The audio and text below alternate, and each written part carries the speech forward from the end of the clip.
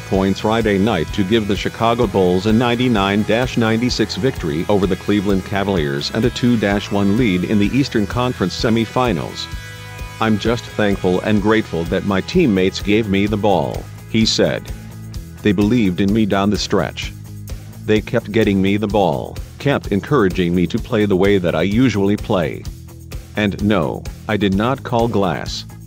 Cleveland had just tied it on a three-pointer by J.R. Smith with 10.8 seconds left when Rose came through with the winner off a sideline inbounds play. The play called for him to get the ball in the corner, but he could not find an opening there. Instead, he took the inbounds from Mike Dunleavy Jr. on the wing and dribbled to his right, past the top of the key. Then, as time expired, he banked in a 26-footer over Tristan Thompson.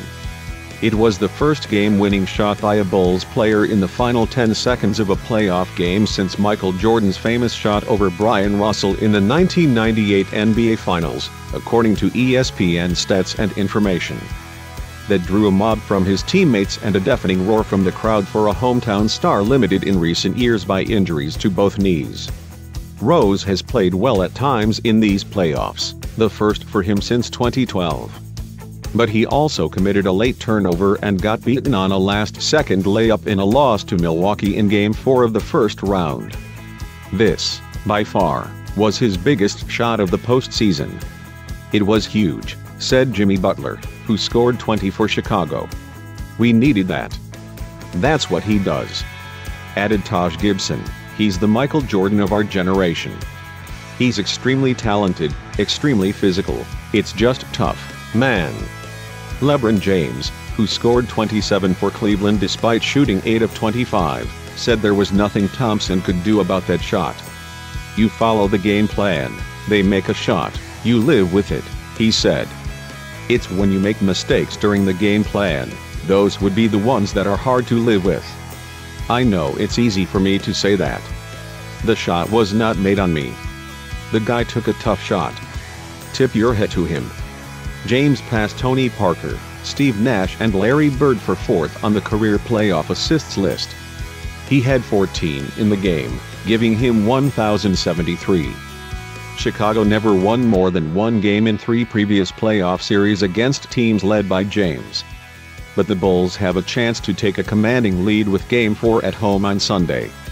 Smith, back from a 2-game suspension, scored 14 points. Kyrie Irving, playing with a sore foot that started bothering him in the first round against Boston, had just 11 points and no assists. He shot 3 of 13 and the only baskets he made were on three-pointers. Rose and Butler combined to score 23 of Chicago's 25 points in the fourth quarter. Dunleavy finished the game with 16 points, and Nikola Mirotic scored 12 after playing sparingly the first 2 games. The Bulls also out-rebounded Cleveland 54-39, outscored them 44-28 in the paint and had 18 second chance points compared to 7 for the Cavaliers. One concern for Chicago was Pau Gasol straining his left hamstring. The Bulls announced late in the game that he would not return. Gasol said the problem cropped up in Game 2. "It started tightening up early in this one, and he will undergo some tests on Saturday." In a game that was tense and tight the whole way, Rose gave Chicago a 92-91 lead with a free throw with 2:09 remaining.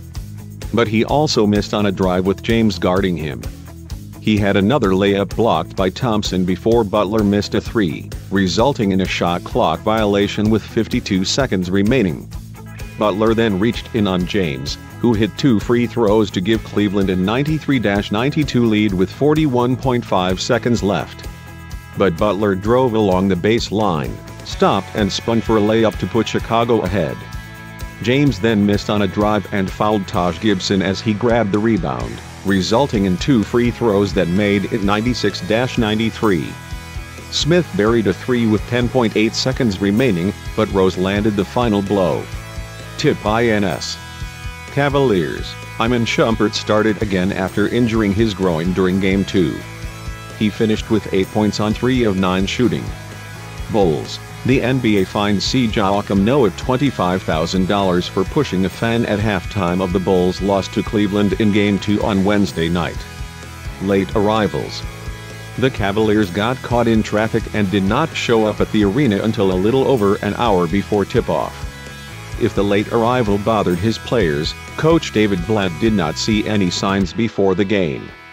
"I was thinking about that when I got off the bus," Blatt said. "I was looking at our guys and it didn't seem to bother them. I've seen situations where guys get really nervous under those circumstances.